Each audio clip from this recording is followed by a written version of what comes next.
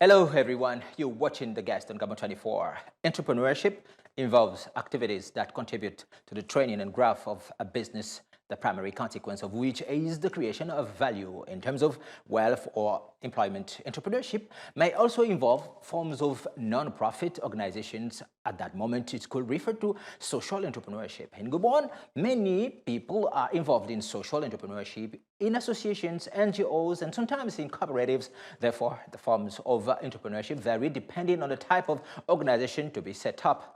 The question being, to what extent the youth is involved in entrepreneurship in Gabon? Ladies and gentlemen, today's topic is youth and their involvement in entrepreneurship field in Gabon. Our guest is Mr. Jeffrey Nguema Messa, founder of CMAP and founder of an English academic group in Burkina Faso. Now he lives in Gabon. He's here to share his experience with us. Hello, sir, and welcome to Gabon 24. Hello, Mr. Fute, how are you doing? I'm good. What about you? I'm okay. I'm super cool. Okay, pretty interesting. Thank you very much for accepting our invitation. Oh, the pleasure is mine. All right. So the first question is, please, well, you can also introduce yourself when answering. How did you get involved into entrepreneurship? My name is Jeffrey Nguema Messa, and I'm an engineer in water and sanitation. How did I get involved in entrepreneurship? But actually, I was abroad. I studied in Burkina Faso and many other countries. And I went through our time. It was very hard for my family to send money. And I was like, if I do not do anything, I won't be able to survive like this. I won't be able to get by. And the idea came with the English program, the English group, the English academy group. And as I knew that my classmates, for example, they were not very good at English, and the only way they can leave the school is to get to pass the TOEIC. So basically, I set up a class for 10 to 15 students, and I shared the word to the classmates, and it started on WhatsApp and all the stuff like this. And people were coming to my place to say that they're going to register for the course. And at the moment, it was just without any finances. And when we started, people didn't even pay. And after 2 weeks, I think they realized how much we were serious about it, and they started paying. So this is the way I started making like 60,000 francs CFA a month, whereas my dad and my mom were no longer able to send money. Yeah. So I did my way this way. All right, okay. So now, talking about entrepreneurship, what are the different tools you think should be given to foster entrepreneurship spirit in youth, whether in Africa or in Gabon particularly? Yeah, in Gabon particularly, we have a huge problem of that. We have a cultural problem, and also the problem with the government, which needs to set up a kind of atmosphere and also different programs. In our families, we don't know. I think Gabonese, they're very familiar with the fact that you finish school and you get a job, or maybe you go to the civil servant field.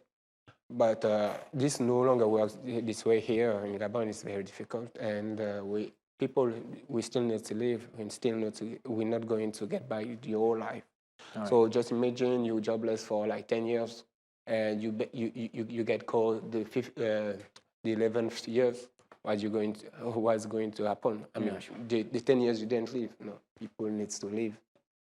How can people, be motivated? Youth, to be more specific, to undertake? What's the motivation to? How can we motivate them? Truthfully speaking, youth to be very motivated, they need to have role model first. Okay. So it means, for example, at a certain age, we need to have people who we look up to, and they've been able to succeed through entrepreneurship. And do you think? I'm sorry to cut you short, but is the way you kind of speak, and it seems like can we say in Gabon that there are only, or in a majority only, political role models, but not the businessmen role models? Do you? No, I think I mean, there are people who do a very good job as well, but maybe I don't know everyone. For example, I will take the comedian, Defonso is an entrepreneur. He's doing a very good job. There is Sean Bryden as well. He's also doing very good job. I think we have people to look up to. Maybe they're not doing it on the national scales, but they have started already. We need to leave the mindset that when we finish school, we have to get back. We have to get on board to get a job. Very good. Because today is very difficult, and the coronavirus has just shown that it's going to be very tough for the, let's say, for the next years. Sure. When you talk about coronavirus, you actually, inspire me to remember about that application of yours you created.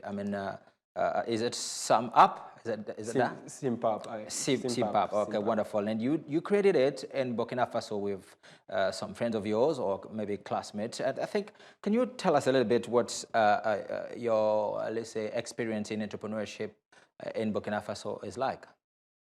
Oh, okay. So Simpap was created in 2017, and actually it was about standing for the Burkina Faso in Tanzania. That's pretty funny because I'm Gabonese. So yeah, I see. So basically, they pick out 3 students to represent the school, and I was one of them, and I was also the leader. So we actually brought the idea to use a medical application that will be a facilitation between the professional and the medical professional and the people who are sick. So, and that will be online and all the stuff like this in order to facilitate, because it's very difficult in Burkina Faso for somebody by himself to go to the hospital. And we know why, because maybe poverty and all the stuff like this, and also the mindset. And the fact that when we go to the hospital, we have to wait too long. It's very difficult. So that's how we started this there, and after a while we managed to build the application. That's why it's actually on the Play Store. I think I sent you some application, some snapshot. Yep, sure. So it's on it, and we delivered 4 services out of it. 4 services. Symptom, geolocation of the nearest hospital and other stuff. Pretty good. Why don't you, let's say, adapt that project of yours, that application here in Gabon? Because we are in a sanitary crisis, and maybe it can be a solution. Why not? Yeah, I do think the technology today is the solution. We no longer forced to, to do the same thing we used to do. Let's say 10 years ago, but today. Technology is the tool. It's a tool that we need in order to bring people together, in order to, let's say, destroy the barriers, you see. But here in Gabon as well, we also, people are doubters first. People are doubters.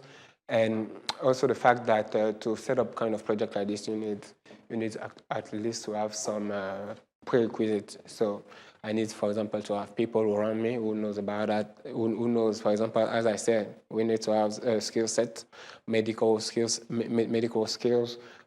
developers and other stuff like this. But as long as I don't want to cut you short, but as long as you are an entrepreneur, maybe you can tell me if there is a link between entrepreneurship and leadership, because I think it will not be difficult for you to find people. As long as when you are an entrepreneur, I think you are a little bit a leader as well.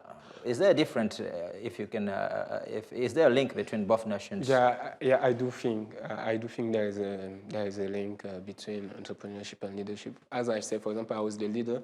The leader is somebody who takes people toward another level or on another level, and this is what the leader does. And for example, an entrepreneur is just somebody who brings solution. But we need to have leaders to lead team. For example, if we have people, we set them together in order to carry out a project, you see, we need to have somebody who could actually manage them as well. We also have manager, somehow is mixed up with leader, but leader is actually somebody who improves people being.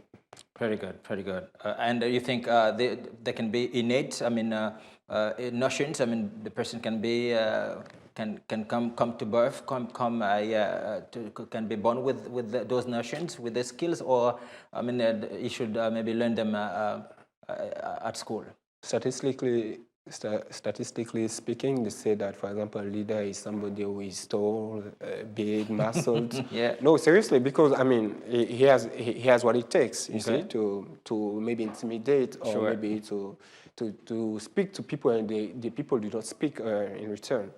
But we also realize that actually the leader is the one who has the knowledge. Okay. So the more knowledge you have, the ability you have also to actually make people do what you want. Very good. So there is those kind of, so you see that knowledge is intellectual.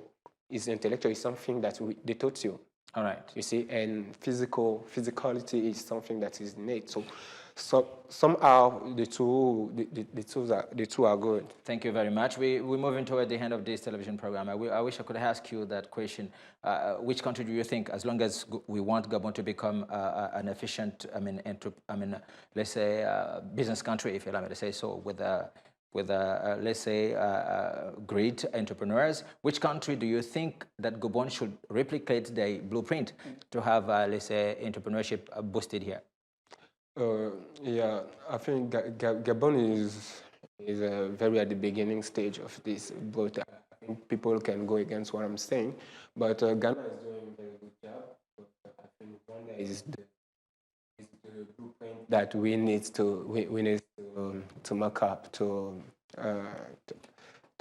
take. You see, because what's been able to do since Mr. Kagame took office is actually incredible, and they've been able to create such environment like Silicon Valley in the United States just for youth and those entrepreneurs who want to test their Wonderful. skills. We just have a few seconds remaining. Maybe your last word, briefly, please. The last word is just to believe in yourself, and to do whatever it takes in order for your project to come through. Okay. Thank you very much. Ladies and gentlemen, sir, thank you very much for accepting our invitation. Thank you for having me on. All right. So we've come to the end of this television program. I recall that you are Mr. Jeffrey Nguema Messa, founder of CMAP and an English academic group in Burkina Faso. Today's topic was youth and the involvement in the entrepreneurship field in Gabon. Ladies and gentlemen, thank you very much. Goodbye. See you next time.